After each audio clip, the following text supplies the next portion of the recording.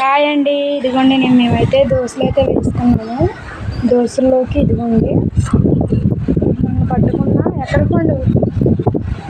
మొన్న పట్టుకున్న కొత్త మాగా పచ్చడి, పెరుగు అయితే వేసి దోశల్లోకి చట్నీ అయితే రెడీ చేస్తాం.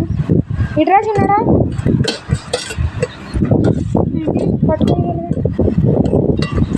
ఏంటమ్మది చట్నీరా, అదేం చట్నీ? చాలా బాగుంటుంది చూడు.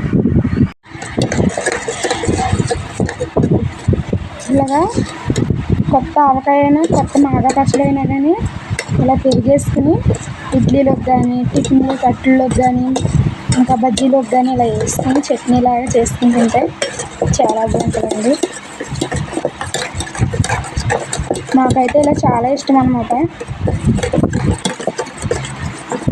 నేను చిన్నప్పుడైతే మా అక్క ఇడ్లీ వేసి, మా పెద్దక్క ఇడ్లీ వేసి ఇలానే చేసి పెట్టేది. కొత్త ఊరగాయ అప్పుడు కొత్త ఆవకాయ కొత్తవారు కదా, అప్పుడు పెరిగి తోడుపెట్టేసి పెరుగు తీసుకొచ్చి అలాగా పెరిగి కొత్త ఆవకాయ అయితే వేసి ఎలా అయితే చట్నీలా తయారు చేసి మాకు ఇడ్లీలోకి అట్లలోకి అయితే వేసేది అనమాట. ఎవరో మా పెద్దక్క అంటే అందరికి అమ్మలేస్తారు. మా అమ్మ అయితే పొద్దున్నే పనికి వెళ్ళిపోయేది అనమాట. మా పెద్దక్క మమ్మల్ని మా అమ్మ రజనండి మా పెద్దక్కే చేసి పెట్టదు అనమాట మాకు అన్నీ. నాకు జల్ల వేయడం కాడ నుంచి, నాకు అన్నం తినిపించడం కాడ నుంచి అంతా మా పెద్దక్క అయిపోతుంది. డోర్ దగ్గరికి ఏది టిఫిన్ ప్లేట్ ఏది చూసుకోండి, మీరే చూసుకోండి ఎంత బాగుంటుందో.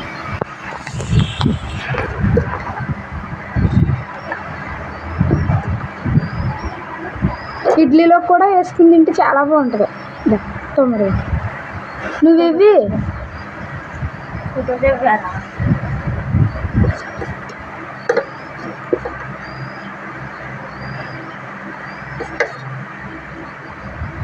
ఎండ వచ్చేసింది.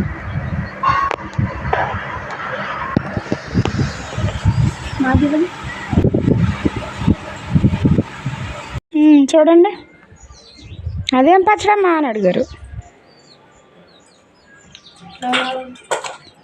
తిను.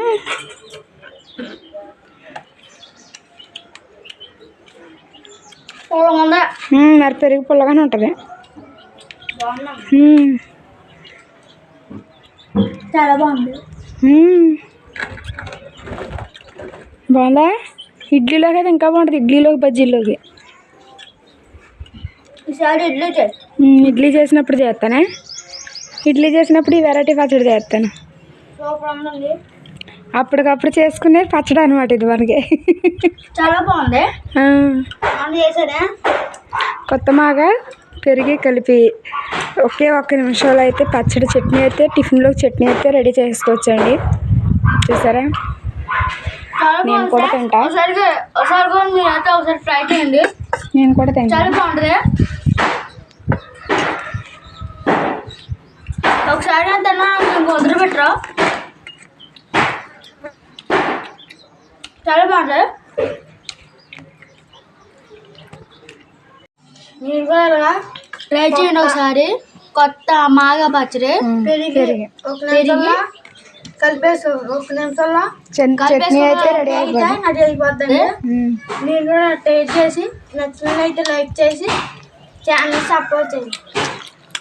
మీరు కూడా ట్రై చేసి ఎలా ఉందన్నది అయితే నాకైతే కామెంట్ రూపంలో తెలియజేయండి. సరేనండి.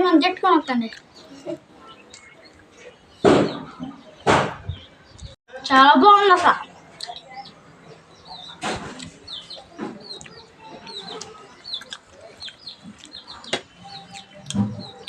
చాలా బాగుంది.